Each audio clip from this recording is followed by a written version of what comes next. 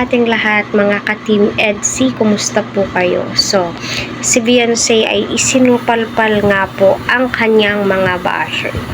Dahil nga po, kinat po nila yung picture po, no? At yun lang pong hawak ni Beyonce, yung kinunan po nila, na lasinggera daw. My God, paano nyo po nasabi? So, hinahanapan nyo po talaga ng butas itong si Beyonce para masira sa kalingap, para mabash ng husto. So, napakapangit naman po ng ugali po ninyo.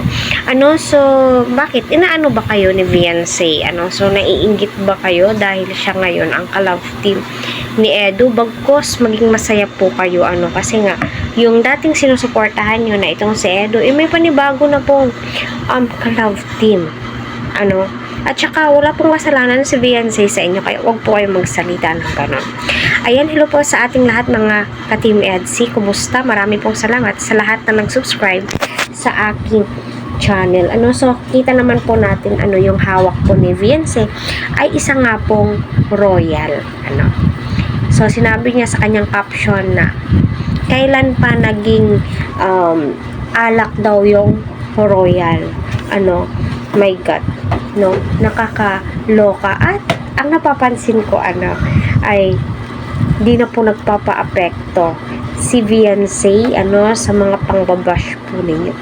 Bagkos natututo na pong lumaban itong si Beyonce, natututo na po siyang ipagtanggol ang kanyang sarili dahil nga po mas alam niya na marami po ang nagmamahal at sumusuporta sa kanya. At iilan lamang po yung basher ni Beyonce.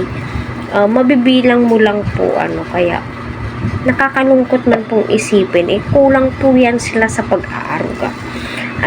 Yung tipong hinahanapan mo ng butas yung isang kalingap beneficiary, kahit wala naman siyang ginagawang masama, ginagawa nyo pa rin.